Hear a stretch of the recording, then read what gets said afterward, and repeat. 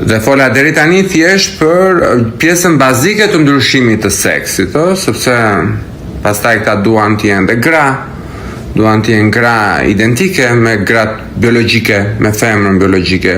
Pra kosto rritet edhe më shumë, sepse këtu futen në vazhdin e 10 operacioneve që bën një transgenor që të arrijë aty ku duhet, ka edhe operacione estetike që quhen, që ato janë edhe më të kushtueshme, që dhe këto po paguhen me këto, domethënë, nuk jo se të gjithë i kanë bërë mendim, po përgjithsisht kompanitë e siguracionit i mbulojnë të gjitha këto. Sepse në momentin që ti ke gender dysphoria, siguracioni do të paguaj çdo gjë nga fillimi deri në fund. Do të paguaj edhe që të përshtatesh edhe me lukun, me mënyrën se si dukesh, lëkura, fytyra, krahët. Pra ka shumë kosto të tjera estetike, që dhe këto i shtojnë faturës. Deri tani fola vetëm për anën e operacioneve, që kuptohet kanë edhe mjekimet e tyre, të tjerë një operacion, ju që jetoni në SBA e dini se sa kushton, sa paguajnë siguracionet.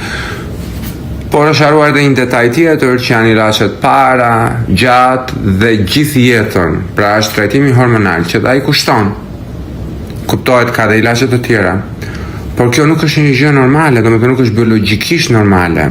Pra ti edhe një paracetamol kur e merr ke efekte anësore. Imagjino këta që bën gjithë këto operacione, marrin dhe gjithë këto ilaçe gjatë gjithë jetës, shfaqin dhe efekte anësore. Pra kanë sëmundje që në të ardhmen u zhvillojnë nga këto efekte anësore. Dhe kjo i shtohet kostos që paguajnë kompanitë e siguracionit, pse ishte kjo gender dysphoria. Pra kemi 1000 hallet të tjera më mbrapa. Për mos të folur pastaj për problemet e shëndetit mendor që i shoqërojnë si efekte anësore të terapive hormonale dhe jo vetëm, edhe gjithë traumën si ti kalon disa vjeçare me operacione, me medikamente, me psikolog. Harova të shtoj edhe faturën e psikologëve, se kush e paguan psikologun këtu në Amerikë, nuk është falas, nuk e paguan partia. Dhe jeta mesatare e një transgenori, që duhet thënë hapur, që ta dinë të gjithë, nuk e kalon 40 vjeç. Mund të them që është 33-35 vjeç.